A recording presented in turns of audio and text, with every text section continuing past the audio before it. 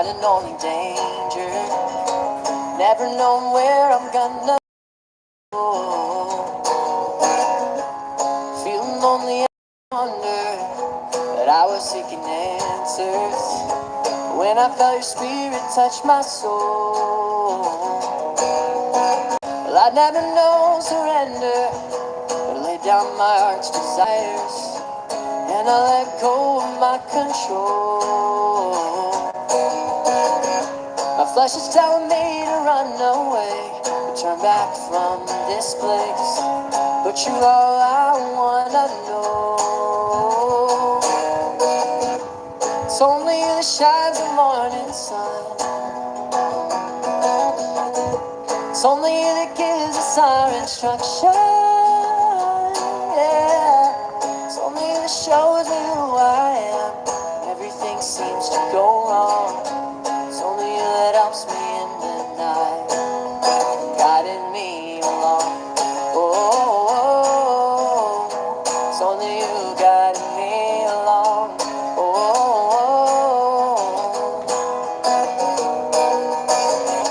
Well, I want to know more of you.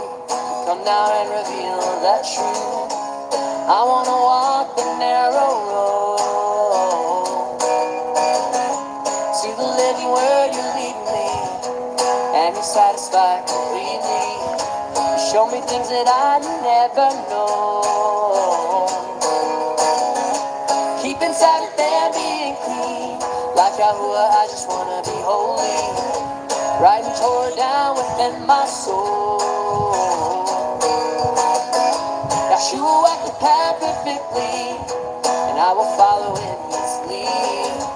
For he may stop my storm. It's only you that shines the morning sun. It's only you that gives us our instruction. Yeah. It's only you that shows me who I am when everything seems to go wrong. It's only you that helps me in the night, guiding me along. Oh, it's only you guiding me along. Oh,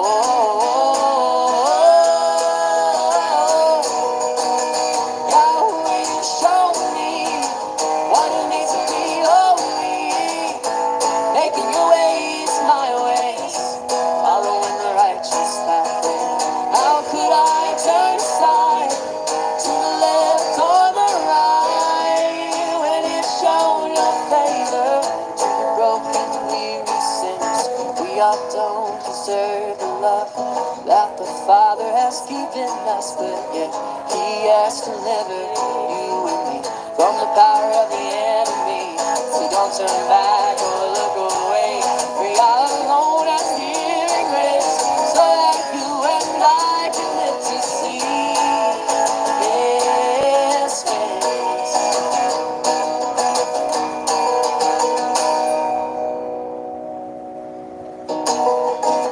It's only you that shines the morning sun. It's only you that gives our instruction. Yeah. It's only you that shows me who I am when everything seems to go wrong. It's only you that helps me in the night, guiding me along.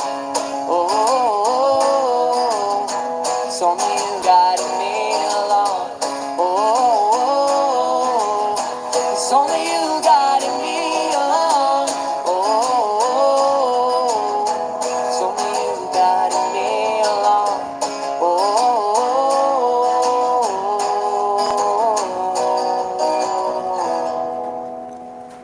Hi everybody, my name is Jason. I'm Caden. I'm Jaden. I'm Nicole. I'm Eli. And we are the Yahuwah and the Torah channel, and our family is your family. We love you guys tremendously, and it is a Shabbat. It is the day that our Creator has made to rest. It is a day to just chill, and we thank you guys, family. We love you guys very, very much. Every one of you guys, whether you're here right now or whether you guys are watching this in the future, we love you guys very, very much, and thank you guys for joining us in here. Mr. Caden, will you please open us with a word of prayer?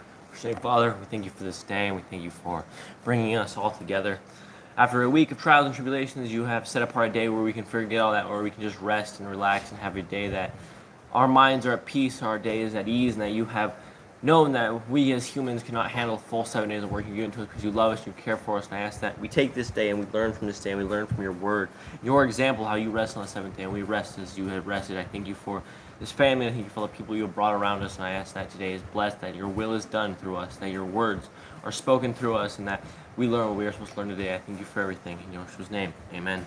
Amen. All right, family. We really, really appreciate you guys, and we hope that you guys are having a wonderful week. Let us begin. Jade, are you ready to give us the Shema? Yes. Let's hit this, Mr. All right. Jade. Hear, O Yisrael, Yahuwah our Elohim is one, and you shall love Yahuwah our Elohim with all your heart, and with all your being, and with all your might. And these words which I am commanding you today shall be in your heart, and you shall impress them upon your children, and shall speak of them when you sit in your house, and when you walk by the way, and when you lie down, and when you rise up. And you shall bind them as a sign on your hand, and they shall be frontlets between your eyes. And you shall write them on your doorposts and of your house and on your gates.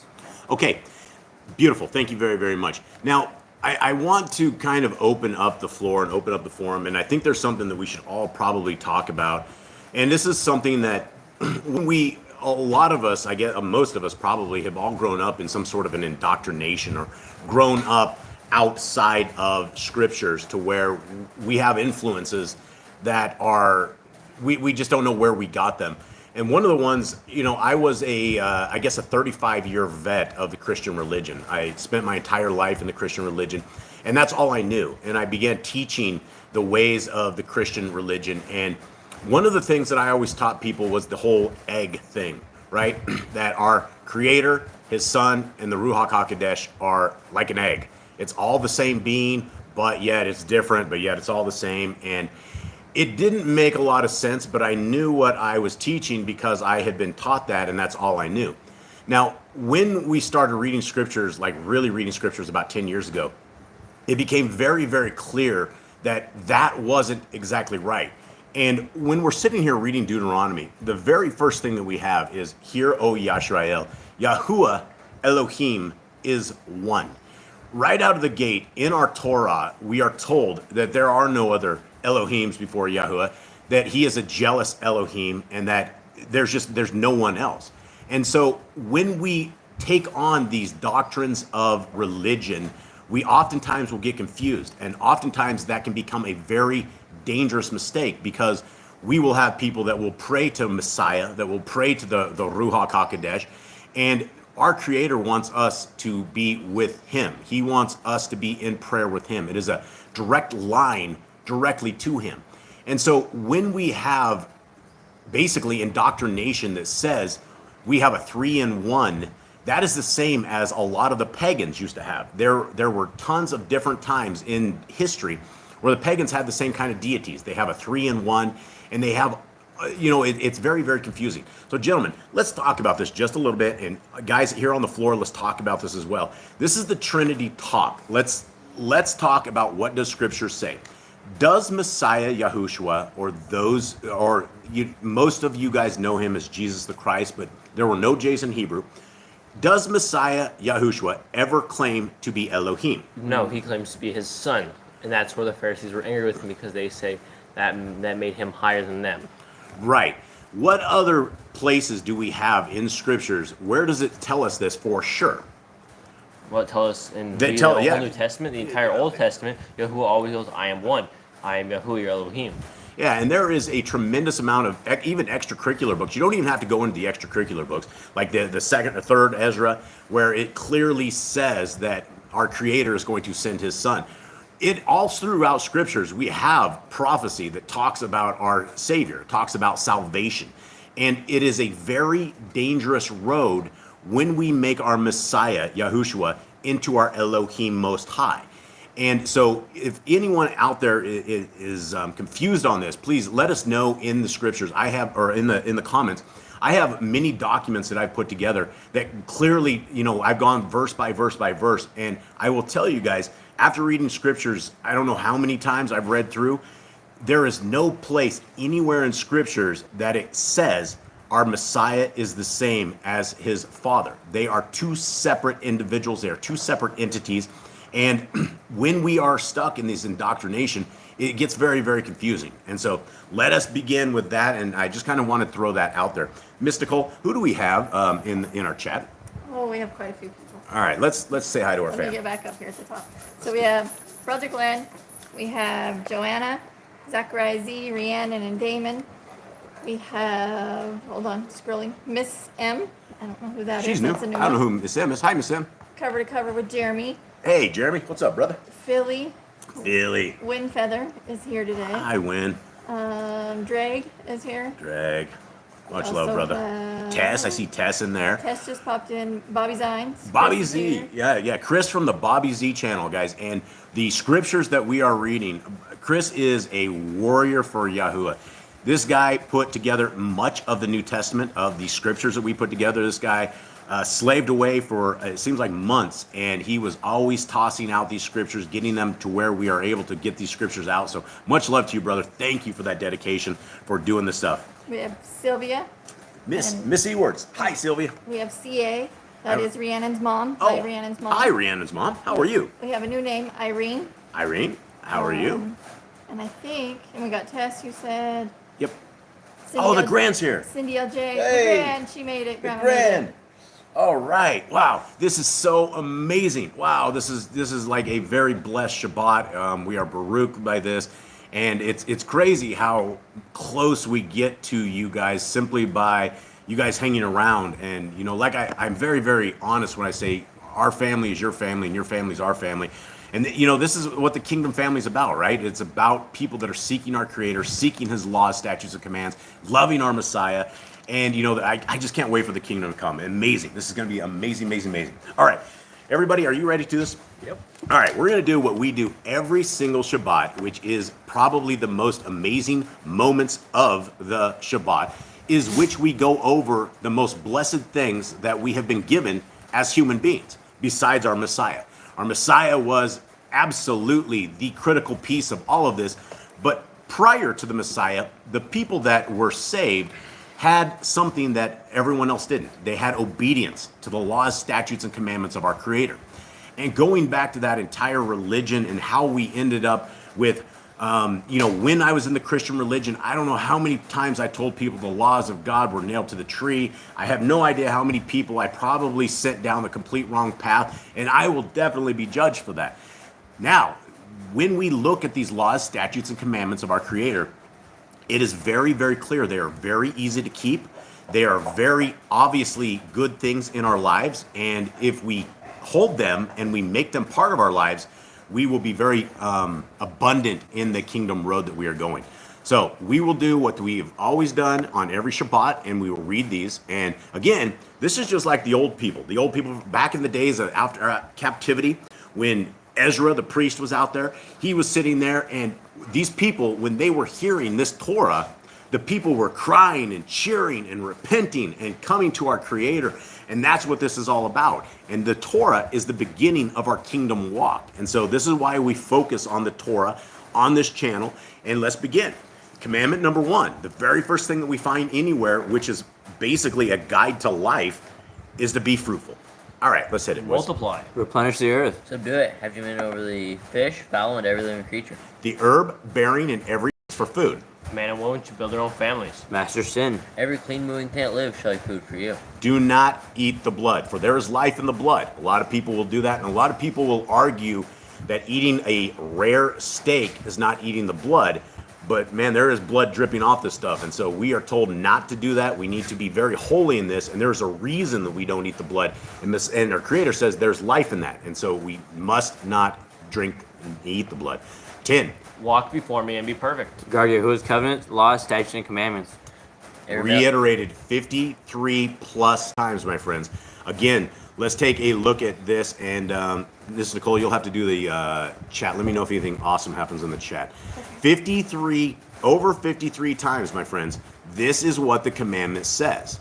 Guard Yahuwah's covenant, laws, statutes, and commandments. And I oftentimes will pause on this because it is one of these that we have no other commandments with this kind of reiteration. They just don't exist. We've gone through as a family over the years and documented every place that we can find these commandments, and this commandment beats every other commandment. So if it wasn't important, it wouldn't be in there. If it was important, we might see it 1 or 2 times. If it's really important, well, there's 53 times, folks.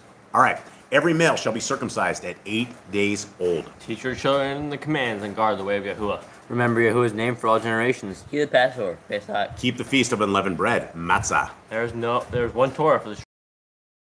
Go back to this again, because even though we have in numbers here, for our channel, if we get more than 50 views on a video, that's huge for us. So this is one of these videos that does get out a little bit more than normal, and a lot of people don't understand what that means. When it says there's one Torah for the stranger and one for the Ephraim, if we're talking about an Ephraim, we're talking about basically a Hebrew person. It's the whole thing of a religion and hooking your star to some religion. There is no religion. There is Yah's ways, and then there's the world's ways. And if you want to be a child of the Most High, which the Scripture says clearly, you need to keep the law, statutes, and commandments, as well as have the faith of Messiah Yahushua. So when we have one Torah for the stranger and one for the Ephraim, that means all of these religions of the world are not so good, because they go against the Torah. And you can give me any religion at anywhere, and if I start studying their doctrine within the religion, they usually within the very first minute completely bust through on the words of Torah. So that's it. What you're reading right now is the laws of the Most High. Sanctify all firstborn to Yahuwah. There are no mighty ones before Yahuwah. You shall not make graven images. Do not bring Yahuwah's name to naught. Keep the Shabbat. Honor your parents. Do not kill. Do not break wedlock. Do not steal. Do not make false accusations against your neighbor. Do not covet anything of your neighbor's. Do not make an altar from rock that a tool has touched. Do not go up the altar by the steps. If a man steals cattle, he shall restore it 5 times. Yahuwah's laws for criminals. Do not lie with a beast. No sacrifice to other gods. Do not oppress a stranger, fatherless, or widow. Do not charge your brother interest. If you borrow your neighbor's raiment, return it to him before sunset. Do not curse the ruler of your people. Do not eat what is torn of any beast. No false report. Do not follow the multitude of evil. And guys, that is, I want to pause on this one right here, because there are a lot of people that are supporting very evil things. And sometimes it feels like there's a huge crowd, and it feels like you are in the minority. And guys, we are in the minority of this. There are not a tremendous amount of people that are dedicating themselves to the law, statutes, and commands. And the following the multitude of evil is anybody that is supporting evil. If there's a group of people that are, supporting somebody in different groups that are completely evil, and they're not addressing the evil that is within the room, and you're with them, and just to be part of it, that's wrong. And so anybody that is supporting evil and following through the multitude of evil is evil by definition. All right. Do not judge unrighteously against the poor. Bring back your enemy's cattle if you find it going astray. Help the animals of your enemy. Stay away from rumors and gossipers. Take no bribes. Do not oppress the stranger. Love the stranger. Give your land rest in the 7th year. Do not mention any pagan names. Keep the feast of Yahuwah. Do not cook your goat in his mother's milk. Obey the messenger Yahuwah sends before you. Do not bow down to other Elohim. Serve Yahuwah. Make no covenant with Elohim or outside of the land. Do not make her use this anointing oil on a normal person. Do not make her use this perfume on a normal person. Do not eat the fat. And again, there's the thing, and my dear old mom, I got to throw under the bus, even though I love dear mom, but she will sit there and cut the steak and just cut off a chunk of fat, and she saves it to the very end for like the morsel, like the most tastiest thing ever, and it's always like extremely disgusting. And I never realized why it was so nasty. But then, we have this thing about do not eat the fat. And so, guys, we don't eat the blood and we don't eat the fat. We got to be clean. We got to keep our hands clean, our mouths clean, everything to be holy with our Creator. Okay, do what you say you are going to do. Return what is your neighbor's. Obey Yahuwah's dietary laws. We're in a sign of separation. Obey Yahuwah's hygiene laws. Keep the Day of Atonement, Yom Kippurim. Do not uncover the nakedness of your family. Do not take your woman's sister for wife. Do not lie with a woman or her uncleanness. You shall not sacrifice your children to Moloch. Do not be a sodomite. Be holy. Do not reap the corners of your field, or you shall not glean your vineyard. Do not deal falsely with your Do not lie or be a liar. Pay your workers for the day's wage they are due. Do not harm the disabled. Do not endanger your neighbor. Do not hate your brother. Rebuke your neighbor for his sin. Love your neighbor as yourself. Do not diverse your cattle. Do not mingle your seed. Let's go back one. Let's go back to 79. Love your neighbor as yourself, right? We have back in the Christian religion, I remember this very clearly, that we were taught there's really only 2 commandments, right? To love our Elohim Most High with all our heart, with all our mind, and with all our soul, and to love our neighbor as ourselves. Now, when you actually read what Messiah was saying, he said the greatest of the commandments. He never said these are the only 2 commandments. But let's take this for example, if there was only 2 commandments. And the very first one was that you love your Elohim with all your heart, with all your mind, and with all your soul. If you are outside of the covenant of what he wishes us to do, then you are not loving him with all your heart, mind, and soul. You can't say you love your spouse or your parents if you are completely beating them all the time and yelling at them and screaming at them. It just doesn't work that way. It is the same with our Creator. And if he was told us that we have to love him with all our heart, mind, and soul, and there's zero reason that we should not. He gave us life. He gave us the ability to hear. He gave us our eyes. He gave us a body we can function with. He gave us a brain we can think with. He gave us free will that we can either choose evil or we can choose the way of righteousness. And so when we love our Creator with all our heart, mind, and soul, it means that we are obeying him, that we are in obedience. And the Christians will say, that's a yoke, Jason. That is just bondage. You're putting the shackles on you. And Paul says we came and the law is no more. And the people that say that don't understand.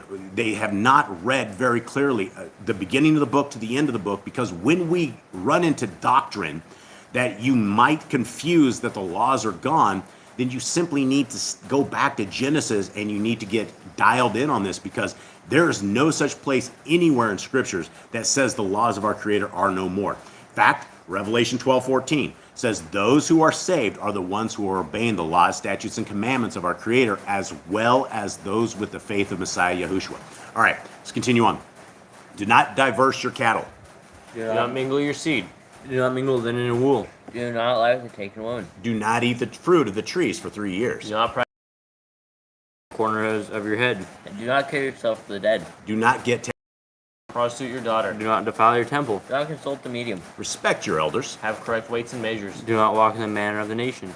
We keep the feast of first fruits, Shavuot, Omer count. Keep the feast of trumpets, Yom Teruah. Keep the feast of Sukkot, Shemini Atzeret. If you blaspheme the name of Yahuwah, you shall be put to death. If you kill your neighbor's animal, you must give him a Repay injury for injury. Honor the Jubilee year. Confess your sins to Yahuwah and repay who you have trespassed against. the Torah of being a Nazir. Wear zizit on the 4 corners of your garments. The law of whoever touches the corpse. Follow Yahuwah's laws of inheritance. The Torah of keeping your oath, Yahuwah. Do not add or take away from the word. Okay, and let's stop and let's talk and pause on that one real quick. This is extremely important, right? The laws, statutes, and commandments that we are reading right now are what you call the Torah. In the religion of Judaism and every other religion, they break this commandment. Deuteronomy 4:2 gets smoked all the time. It doesn't matter what religion you are in. If you think that you should be worshiping on a Sunday, you've just broken Deuteronomy 4:2. If you think that Messiah made all food cling, then you're breaking Deuteronomy 4:2. All of these things, if you're not loving your neighbor or you're adding to it or all this other stuff, we're breaking this. We can't take away from the Torah. And so any religion, and that's how you would qualify a religion, does anything that you are reading, is it contrary to the Torah? If it is, dump it. It's not right for you. And that takes us to the next one, which is guard your soul, which is what our mission is trying to get people to realize is that we have 120 years to make this right. We have 120 years that we can come out of captivity, that we can figure out the rights and the wrongs. All of us have had a Bible in our grasp in our lifetime, and there's no reason, unless we are lazy or we don't care, that we haven't picked this up and read it. That's the problem with Christianity, is they do not encourage you to read your scriptures. You will have a guy in a pulpit on a church that's a 501c3, and he will tell you bits and pieces here and there, and then they have all of 3 billion people that are waiting on a false rapture that believe that they can live in sin and disobedience, and that our Creator is going to send His Son to take us out of this and whisk the disobedient away. That sounds really crazy. Okay, learn to fear Yahuwah. You shall love Yahuwah with all your heart. Bind the laws upon your hand and the funds between your eyes. Write the laws on your doorposts. Do not tempt Yahuwah. Do what is right and good in the sight of Yahuwah. Do not be afraid of your enemies. Remember Yahuwah. Circumcise your heart. Cleave to Yahuwah. Swear by his name. Destroy graven images. Do not make an idol of Yahuwah, as the pagans do to their Elohim. Rejoice in all Yahuwah has blessed you with. Do not do what is right in your own eyes. Do not hearken to the words of false prophets. Do not make any baldness between your eyes for the dead. You shall not eat any abominable thing. You shall give to a stranger clean food that died itself, but you shall not eat of it. Give tithe of your increase of seed year by year. Laws of the end of the 7-year release. Do not borrow from the nations. Do not harden your heart, nor shut your hand from the poor. Guard month 1 of Yahuwah's calendar. 3 times a year all males shall appear before Yahuwah. You shall make judges and officers in all your gates. Do not plant Asherah poles near the altar. There must be 2 or 3 witnesses. Hearken unto the prophet Yahuwah is chosen. Prophet tested Deuteronomy. Do not remove your neighbor's property line. How to deal with false witnesses among Torah keepers. The first child is to get double portions. If your brother's cattle or clothes are lost and you find them, you must return them. A woman shall not wear what pertains to a man, nor a man wear what pertains to a woman. If you find a bird's nest with the mothers and the babies or eggs, take the babies, but not the mother. If you build a new house with a flat roof that is able to be lived on, you must put a railing around it. Do not be a prostitute. Do not use dirty money. The laws of divorce. Do not take a person's millstone for a pledge. If you lend to your brother, do not enter his house to get your payment. He must bring it to you. Return his clothing before sunset, if that was his pledge. Do not oppress a hired servant that is poor and needy. Every man shall be put to death for his own sin. And let's stop right there on that one real quick, because I've run into a lot of brothers and sisters out there that have, there's a lot of abuse in life, and a lot of people out there have been damaged. A tremendous amount of people have been damaged. And I've met some beautiful sisters and beautiful brothers that take on they believe because of their parents and the way their parents were, that they are going to be cursed for this. And even though there are generational curses, lots of things like alcoholism and different kinds of things that get passed on, this commandment is very, very clear. We are accountable for us, only us, right? It is not the sins of our parents, even though it does bring on generational curses. If you have been able to break that curse by finding the Torah and finding our Creator, you're not going to die for the sins of your parents, right? And so that's one thing I wanted to put out there. 154. Do not go back for the forgotten sheep in the field. Leave it for the stranger, fatherless, and widow. Do not muzzle your ox when he treads out grain. If your brother dies and has no child, you shall take his wife and name the firstborn after your brother. At the end of 7 years, you are to read the Torah at the end of the feast of his coat. All right, so that is the laws. These are the laws, statutes, and commandments of our Creator. Mr. Cole, did you have anything from the... Jeremy just said, no, I lost it. Generational curses can be broken by turning to Yah. Yep. And the Grand says, everyone is broken and in need of the Master. Absolutely. Yeah, I don't think there's any one of us among anything here that have ever, had a perfect childhood or had something, just like, oh, this is absolutely perfect. We all end up with with good and with bad. And so, Messiah is the master. The master is our healer, and that is when we turn and break these generational curses of the Torah, which is exactly right, what Jeremy said. That is the way to do it. All right, gentlemen and ladies and gentlemen, we have an awesome reading for today, and this one's going to be short, but we have an extracurricular book that most of you probably have never ever seen that ties along with this, that we're going to read right after this, and so this is going to be super cool. All right, everyone ready? Yep. All right, let's get rolling here. All right, so we are in Genesis 39, and the top scriptures is called the Targums, and yet the Targums is another set of scriptures, not even another set of scriptures, another kind of a translation. And there's some things that are definitely odd and some things that are aligned exactly right. And like with everything, when we are based in Torah with Genesis, Exodus, Leviticus, Numbers, and Deuteronomy, and we have this as a foundational point in our life, then when we get things that are really super odd, we raise our eyebrows, and this is where we can chew the meat, spit the bones out, and make sure that nothing ever violates Torah. And so we haven't had too many crazy things in the Targums. We did have one that said the giant Og was like doing the rodeo on the top of Noah's Ark or something of the sort. And, you can look at that, and it just, there's no such thing that anybody was like the giants of old were saved. I don't know if it's true or not, probably not, but that was one of the ones that were weird. But you get a lot of other stuff. And the other stuff actually corresponds with a lot of the extracurricular readings. So a lot of it may be new, but when you read all of the books together, it starts making sense. So let's get ready to roll. And again, before we begin reading, we have 10 alligators with fur, and they commonly called pit bulls. And we do everything possible to keep them quiet, and sometimes they're not. So we apologize right out of the gate. The longer we go, the more the dogs get active and crazy. So we'll hopefully Yah will keep them quiet. Here we go. Verse 1. And Joseph had been taken down to Mitzrayim, and Potiphar, an officer of Pharaoh, captain of the guard, a Mitzrayite, bought him from the Israelites who had taken him down there. And I guess I don't want to spoil the extracurricular books, but you know, we don't get a lot of details, right? This verse 1, you get, okay, he was brought down there. This guy bought him, no big deal. Prior to this, he was beaten, and in fact, Potiphar's wife was involved prior to this, and she ended up getting a eunuch to go and get Joseph. And we'll be reading that stuff later, but there's always way more to this stuff. Okay, verse 2. And it came to be that Yahuwah was with Joseph, and he became a prosperous man, and was in the house of his master, the Mitzrayite. And his master saw that Yahuwah was with him, and that Yahuwah made all he did prosper in his hand. So Joseph found favor in his eyes, and served him, and he appointed him over his house, and gave into his hand all that he had. And it came to be, from the time that he appointed him over his house, and all that he had, that Yahuwah barak the Mitzrayite's house for Joseph's sake, and baraka of Yahuwah was on all that he had in the house and in the field. And he left in Joseph's hand all that he had. And he did not know what he had except for the bread which he ate. And Joseph was handsome in form and handsome appearance. Okay, now we're going to head up to the Targums at the top and see what they say. But Joseph was brought down into Mitzrayim. And Potiphar, a man of Mitzrayim, a chief of Pharaoh, a chief of the executioners, brought with him the pledge of the Arabians who had brought him down thither. All right, there's that little meat and bones thing right here.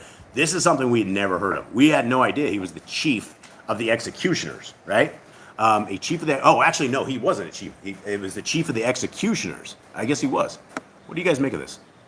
A man of Mitzrayim, a chief of Pharaoh. We're talking about Potiphar? Yeah, a chief of Pharaoh, a chief of the executioners. Okay, so he was. We knew that he was like a chief of Pharaohs, we just didn't know what he did. Yeah, well, this brings a little more light on this thing. Joseph probably has a little fear of this dude. This makes a tremendous amount of sense why at the end Joseph is handed over to get beat, right? Because this is the guy's people, right? The beating people, the executioners. Okay, so the executioners, they bought him with the pledge of the Arabians who had brought him down thither. And the word of Yahuwah was Joseph's helper, and he became a prosperous man in the house of the Mitzrayite master. And his master saw that the word of Yahuwah was his helper, and that Yahuwah prospered in his hand all that he did. And Joseph found favor in his eyes, and he served him, and he appointed him superintendent over his house, and all that he delivered in his hands. And then the other version of the Targum says, and he delivered in his hands and appointed him superintendent. Okay, that's kind of scary. If you ever ended up with a job and your boss was the guy who was the leader of the guys that killed everyone, the executioners, that seems pretty, Don't mess up. Yeah, don't mess up. Okay, now we're heading back to the bottom. We're at 7. Yep. And after these events, it came to be that his master's wife lifted up her eyes to Joseph and said, "Lie with me." But he refused and said to his master's wife, "Look, my master does not know what is with me in the house, and he has given into my hand all that he has. No one is greater in this house than I, and he has not withheld whatever from me, but you, because you are his wife. And how shall I do this great evil and sin against Elohim?" Now, what great evil is it? We just read the Torah. What commandments would he be breaking? Adultery, fornication. Yeah, there's all sorts of stuff that you would get yourself into with this thing. Mainly adultery on this part. Plus, the guy's the leader of the executioners. That's probably one of the things right out of the gate. You're like, yeah, what does your husband do for a living? Oh, he kills people. Oh, okay. Okay, 10. And it came to be, as she spoke to Joseph day by day, that he did not listen to her, to lie with her, to be with her. And it came to be on a certain day when Joseph went into the house to do his work, and none of the men of the house was inside, that she caught him by his garment, saying, "Lie with me."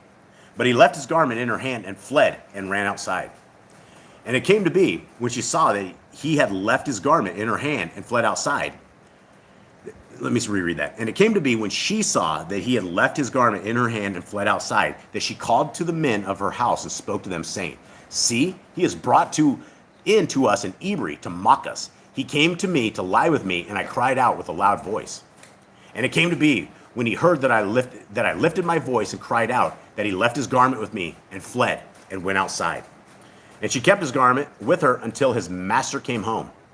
And she spoke to him these same words, saying, the Hebrew servant whom you brought to us came in to me to mock me.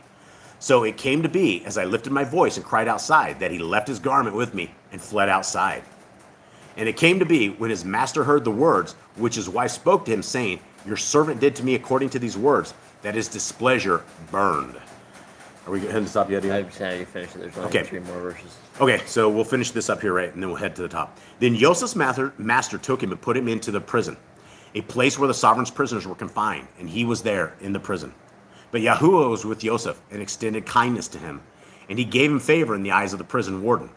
And the prison warden gave him into the hand of Joseph, all the prisoners who were in the prison, and whatever was done, there was his doing. The prison warden did not look into at any point that was under Joseph's hand, because Yahuwah was with him, and whatever he did, Yahuwah made it prosper. Now, this account right here, it doesn't really tell you the finite details of what exactly happened. All right, heading back to the Targums. And it was from the time he appointed his superintendent over his house and all that he had, Yahuwah prospered the house of the Mitzrayite for the sake of the righteousness of Joseph. And the blessing of Yahuwah was on all that he had in the house and in the field. And he left all that he had in Joseph's hand and took no knowledge of anything of his, except his wife, with whom he lay. And Joseph was of goodly form and beautiful aspect. And it was after these things that the wife of his master lifted up her eyes to Joseph, and said, lie with me. But he refused to come near her, and said to his master's wife, behold, my master taketh no knowledge of what is with me in the house, and all that he hath he delivered into my hand. There is none in the house greater than I, nor hath he restricted me from anything but thyself, because thou art his wife. And how can I do this? I am guilty before Yahuwah.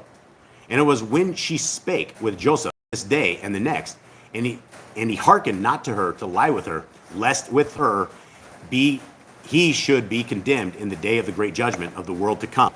It was on a certain day that he entered the house to examine the tablets of his accounts, and there was no man of the house within, that she caught him by his garment, saying, lie with me. And he left his garment in her hand, and went forth into the street. And when she saw that he had left his garment in her hand, and had gone forth into the street, that she called the men of the house, and said, see, this which the Hebrew man hath done, whom your master hath brought to mock us. He came in to lie with me, and I cried with a high voice. And when he heard that, I lifted up my voice, and he left his garment with me, and went forth into the street. And she let the garment remain until his master came into the house. And she spake to him according to these words, saying, the Hebrew servant whom thou broughtest to us came in to me to mock me. And then the other version says, and it was when I thundered with my voice. And when his master heard the words which his wife spake with him, saying, according to these things, his wrath became strong, and Joseph's master took counsel of the who put him not to death, but delivered him into the house of the bound, where the king's prisoners were bound. And he was there in the house of the bound. And then the other version says, in the prison house. And the word of Yahuwah was with Joseph's helper, and extended mercy to him, and gave him favor in the eyes of the captain of the prison. And the captain of the prison confided all the prisoners who were in the house to Joseph's hand, and whatever was done there, he commanded to be done. It was not needful for the captain of the prison to watch Joseph after the customs of all prisoners, because he saw that there was no fault in his hands. For the word of Yahuwah was with his helper, and that which he did, Yahuwah made it to prosper. All right, now, gentlemen, what do you guys make from, go ahead, Eli. What do you guys make? Do you guys, on the extracurricular books, in the books of Jasher and the books of Jubilees, it tells a lot of a different story regarding this. It talks about, it actually talks about the wife, Potiphar's wife, and how she was so in love, she was so enamored with Joseph that she couldn't get over it. Like it was beyond craziness. And when all her friends were like, why, what's going on? She's like, this servant won't lie with me. And they didn't understand. And so one time she brought in she did this little feast or some kind of a thing, and she brought them knives and some oranges. And she brought Joseph in there. And as they start gazing upon Joseph, they start cutting their hands. And they're like, wow, the beauty of this guy is like unlike anything we've ever seen. She's like, yeah, this is why I'm sick. I can't get this guy. And so these are, when you piece together just what this chapter said versus all the extracurricular books, this was a long time thing that was happening. Now, what we're going to do is we're going to read something that Boss Clan just recently put together, and I actually found an error right out of the gate because instead of Israel, it should be Yisrael. But we took this, this is the Testament of Joseph, and we restored it. And so it should mostly be completely restored the same way the Holy Scriptures does all of their stuff. We have a couple guys here within my family who are masters at reproducing Holy Scriptures works. And so we took all these other books that have been out there, including the 12 kids. We took all of their testaments and we've restored them all. And so this will be the very first reading that we've ever read with this, and it just barely made it online. So this absolutely is the story of Joseph. And so anything going on in the chat room? Everyone good? Yep. Okay. All right. Much love to you guys in the chat room. Let's get going. This is the Testament of Joseph. And if, for anybody who wants to read further or any of this stuff, it is on the YahooandtheTorah.net website. And I posted a link in there. okay, and Nicole posted a link. And we will also be including this in a new set of scriptures that will be coming out very, very soon.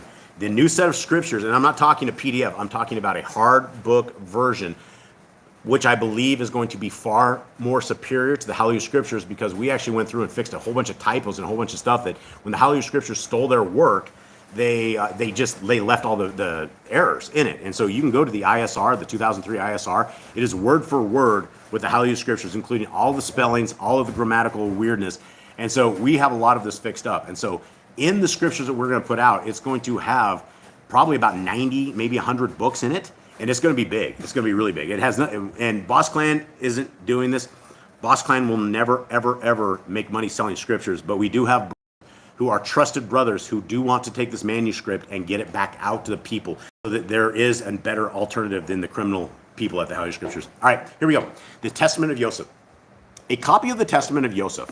When he was about to die, he called his sons and his brothers and said to them, "My brothers and my children, listen to you.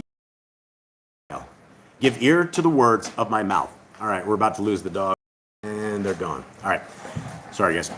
In my life, I have seen envy and death, but I have not gone astray. I preserved in the truth of Yahuwah. These my brothers hated me, but Yahuwah loved me. They wanted to kill me, but the Elohim of my fathers preserved me. Into a pit they lowered me. The Most High raised me up. They sold me into slavery. Yahuwah of all set me free. I was taken into captivity. The strength of his hand came to my aid. I was overtaken by hunger. Yahuwah himself fed me generously. I was alone, and Elohim came to me. I was in weakness, and Yahuwah showed his concern for me. I was in prison, and the Savior acted graciously on my behalf. I was in bonds, and he loosened me. Slandered, and he testified on my behalf. Assaulted by bitter words of the Mitzrites, and he rescued me. Envied by my fellow slaves, and he exalted me. All right, gentlemen, what do you guys make of this, Cade? He was, You've never heard this before? I've never heard this before. Okay, well, come closer so you guys can. Okay, what do you make of this, Cade? He was blessed in everything that he did, right? Even though things were going south for everything was going terribly for him, he was still blessed. He still got extremely blessed in everything that he did. Yeah, absolutely. And since you haven't read this, I really want your opinion and anyone else's opinion. Think of this, because it gets pretty cool. Okay, chapter 2, verse 1. And the chief officer of Pharaoh entrusted to me his household. I struggled with a shameless woman who kept prodding me to transgress with her, but the Elohim of my father rescued me from the burning flame. I was jailed, I was whipped, I was sneered at, but Yahuwah granted me mercy in the sight of the prison keeper. For Yahuwah does not abandon those who fear and reverence him, neither in darkness or chains or tribulation or direct need. Okay, now this is something, I guess, for everybody out there, right? Our Creator lives. He loves us, and our dogs are doing their things. Our Creator loves us, and he will not leave you in darkness. He will not leave you in chains. He is there with you through all of these things. And again, my apologies for the alligators with teeth. They just are crazy. Okay, so guys, if you are feeling like there's something like you're just in darkness, like our Elohim doesn't love us, like you've been abandoned, take it from Joseph, who wasn't abandoned, who came through this, and this was his deathbed, I guess, testimony. And so on his dying days, on his dying moments, this is what he says. And so this is our forefathers. This is the way that our Creator will take care of us. He will never leave us. He will never forsake us. And he will, even if we're in chains, even if we're in darkness, he's there with us. Okay, continue on.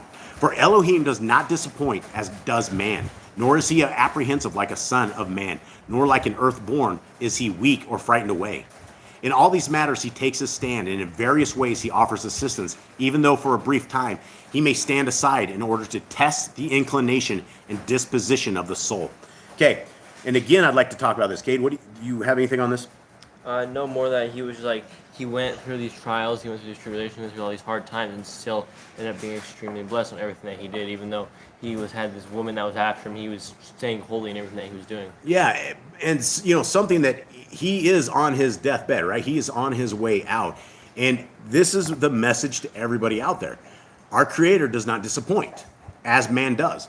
Every single one of us have been subjected to the disappointments of man. Our hearts get broken. People don't do what they say they're going to do. They're majority of the people say things and they don't even realize they're crushing your heart and soul and spirit.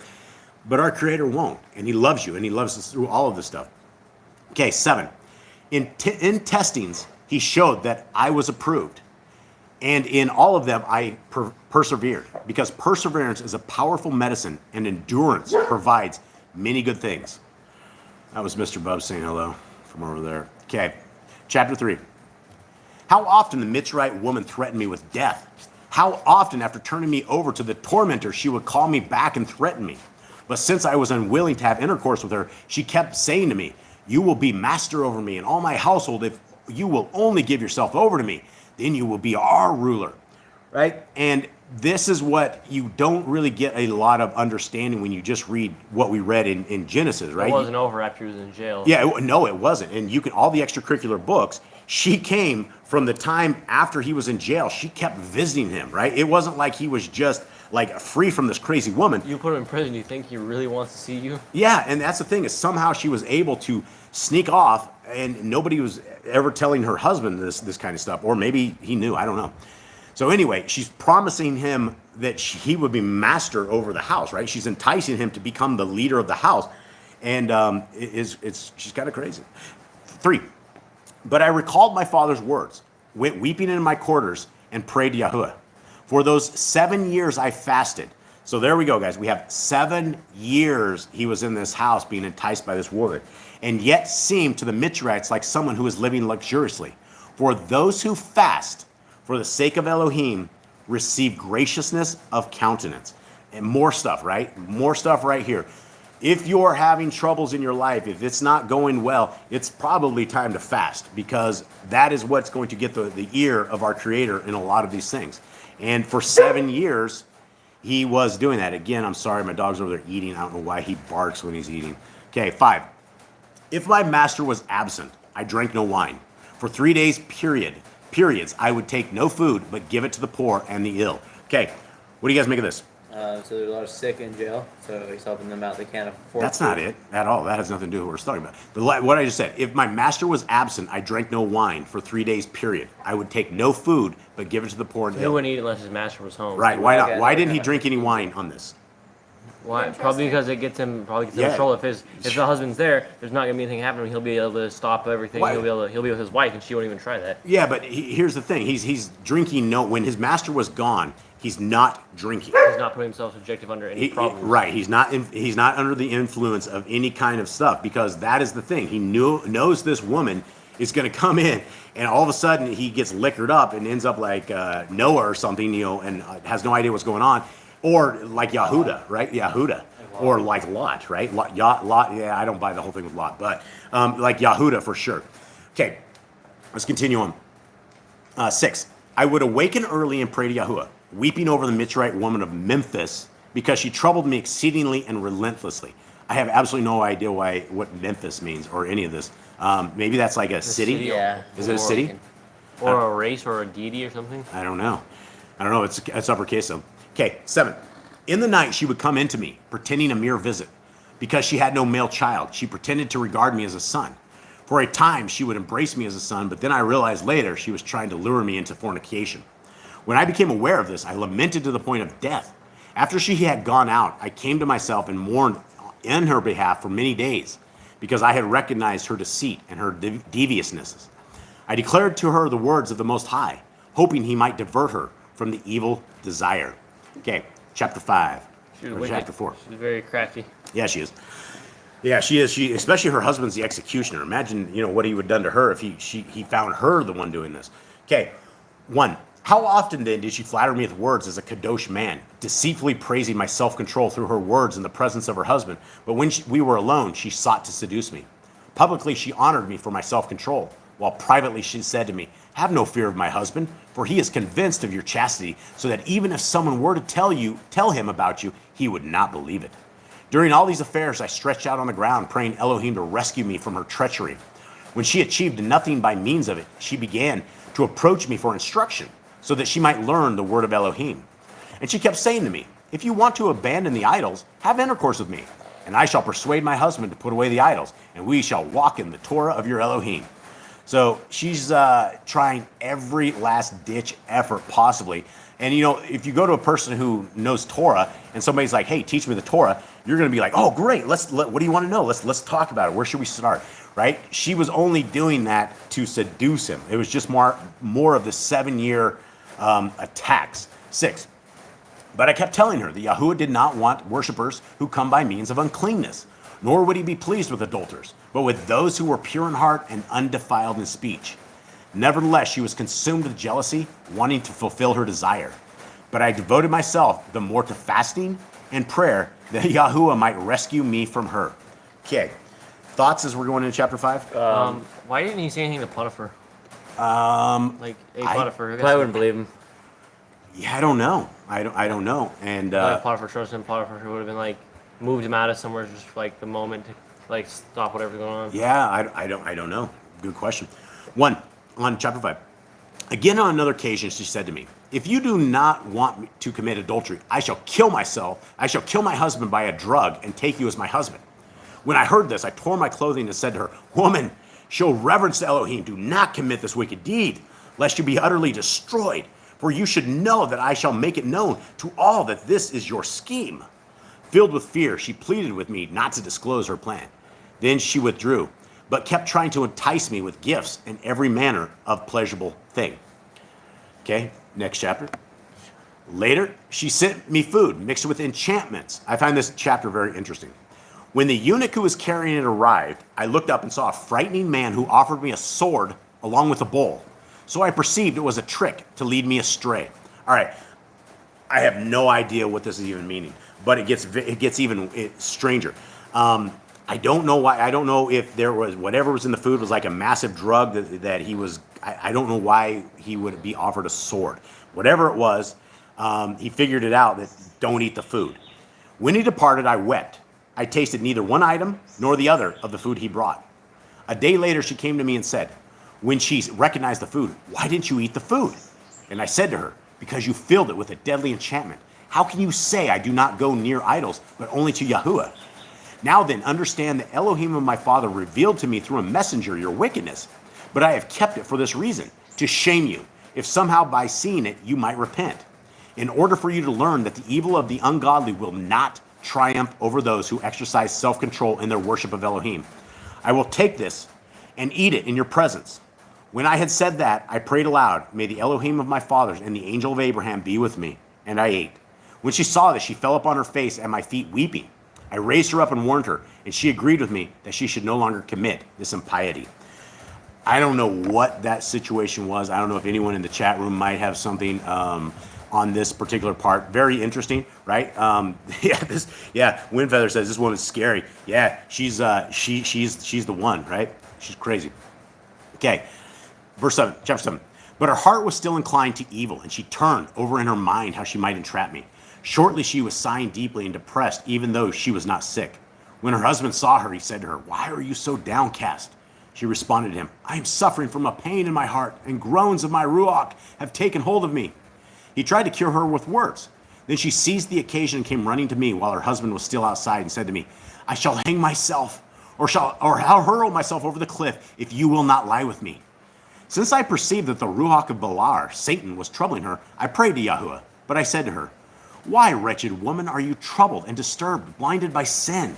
Remember that if you kill yourself, Asthetha, your husband's concubine, who is filled with envy of you, will beat your children. Thus you will destroy your memory from the earth. So he was trying to convince her that, hey, you kill yourself, your concubine, who obviously doesn't like the wife, is going to beat your children. I just found that very interesting. 6. And she said, see then, you do love me. That is enough. Only keep contending for my life and that of my children, and I shall cling to my expectation of gaining my desire. She did not understand that I spoke in this way for my master's sake and not hers. For if anyone is subjected to the passion of desire and is enslaved by it, as she was, even when he hears something good, he receives it with a view to aid his wicked desire. Isn't this crazy? I mean, this is exactly what it was, right? She heard he was trying to basically, save his master, and she's like, well, she's like, well, you must be trying to save my life. I think it's time to start talking to Potiphar just a bit. Yeah, well, yeah. Okay, continue on. 8. I tell you, my children, it was about the 6th hour when she left me.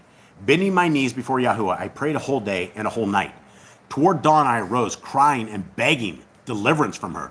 This is like the Jezebel, right? This is like the one. That's what Jeremy said. She has the Jezebel spirit. Yeah, no doubt. Finally, she grasped my clothing, determined to force me into having intercourse with her. When I saw, therefore, that in her madness she had seized my garments, I left it and fled naked. She held on to it and brought false accusation against me. Her husband came and threw me in prison in his own house. Then the next day he whipped me and sent me to Pharaoh's prison. All right, so this is it. Isn't this crazy? This guy, he's the executioner. He had a prison in his own house. Why would he have a prison in his own house? I find that creepy, Like, doesn't the prisoners keep you up all night? Yeah, you have a headache and you decide you're having a bad day, so you go beat the prisoners or something? I don't know, it's like, or you're trying to see the prisoners, like, bang, hey, yeah. Well, they would be far enough, you wouldn't hear that. I mean, you have to have a big house. Yeah, well, these are big houses, no doubt. Okay, so let's continue on. When I saw, therefore, that in her madness she had seized my garment, I left and fled naked. She held on to it and brought false accusation against me. Her husband came and threw me in prison in his own house. Then the next day he whipped me and sent me to the Pharaoh's prison. When I was in fetters, the Mitzrite woman was overtaken with grief. She came and heard the report how I gave thanks to Yahuwah and sang praise praise in the house of darkness, and how I rejoiced with cheerful voice, glorifying my Elohim because I was set free from this Mitzrite woman. All right, so let's get it. We're going to stop when he's out of prison because that will be for the next weeks when we do this. So let's see what chapter 9 says here. There we go, and there she is. He's in chains. He's been beaten, just in darkness, and then she comes again. This is like the woman that will not. This is a bad woman. Okay, many times she sent messages to me saying, "Acquiescence in fulfilling my desire, and I will release you from the fetters and liberate you from the darkness." How it is Potiphar never heard about this, I have zero idea. Dude, this is done for like 7 years, man. Surely he knew something. Someone of those two had to know about this. Yeah, I don't know. I feel like everyone was in a union with this. Like Joseph was trying to save his life, and then all the rest of the servants were just like. Well, we know from the extracurricular books that all her friends knew all about this. The eunuch that brought the sword, I don't know if he knew what was going on with this food or not. I don't exactly know what the enchantments was, but it's very interesting. 2, not even in my mind did I yield to her. For Elohim loves him who in a den of wickedness combines fasting with chastity, rather than the man who in king's chambers combines luxury and license. If a man strives for self-control and at the same time desires glory, and the Most High knows that it is appropriate for him, he brings it about for him, even as he did for me. How often, as though she were ill, she came down at odd hours and listened to my voice as I prayed. When I was aware of her groaning, I fell silent. So this creeper, this creepy. It's like hiding behind the wall as he's praying. Yeah, this is the ultimate creeper. This is the one that came and. What about the rest of the inmates there? They're all probably like, whoa. Yeah. All right. 5. For when I had been with her in her house, she would bare her arms, thighs, and breasts so that I might lie with her. For she was wholly beautiful and splendidly decked out to entice me, but Yahuwah protected me from her manipulations. Wow. So she was just a very bad woman. Okay. Demonically possessed. Demonically possessed. That's what Genie Not of This World says. You're right. That is exactly right, Jeannie. Okay, I think this is the last chapter we're going to do on 10 because I think it's going to finish up here.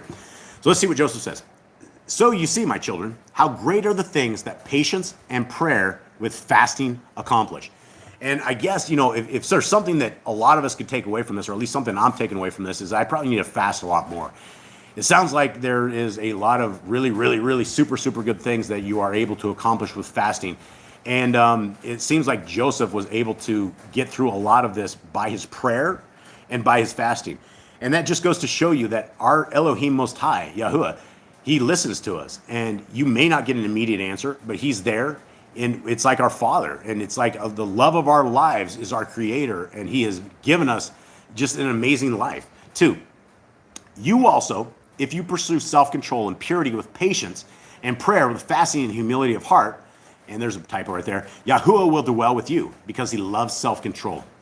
And when the Most High dwells, even if envy befalls someone or slavery or slander, Yahuwah who dwells with him on account of his self-control, not only will rescue him from these evils, but will exalt him and glorify him as he did for me.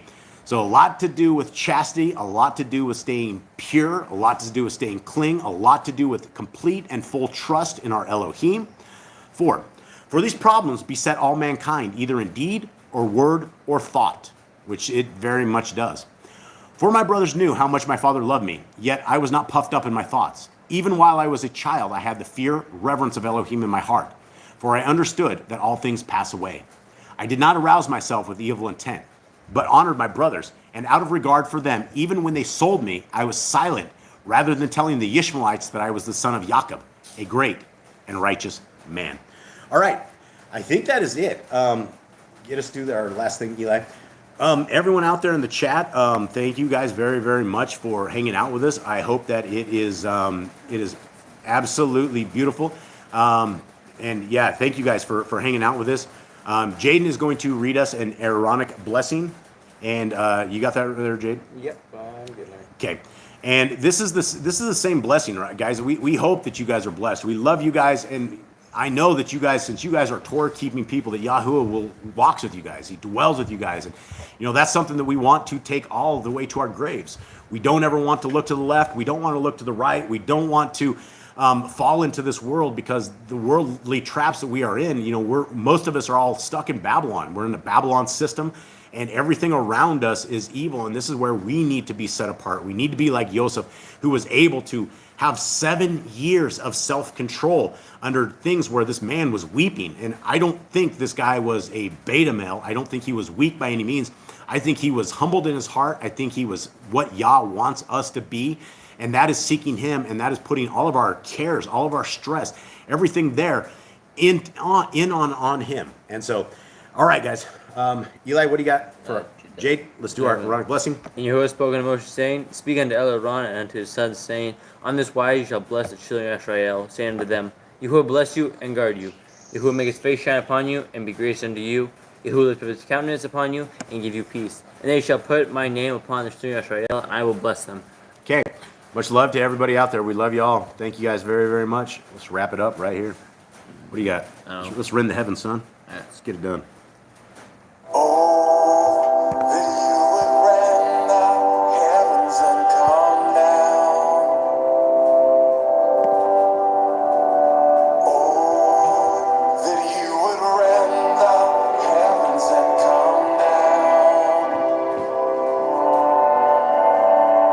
Oh, that you would rend the heavens and come down.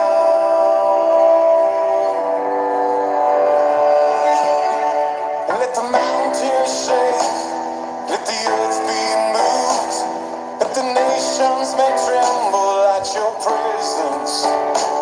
Let your fire burn, let the waters burn, let your name be known to this generation, and come down.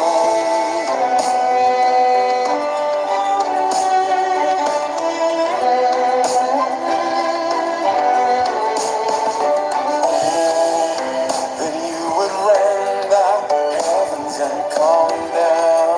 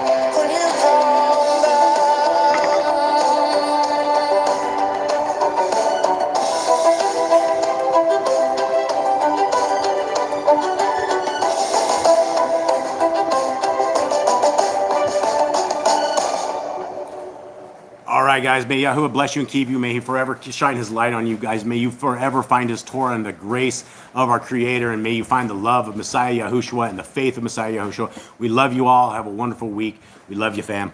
We're out. Shalom. Shalom.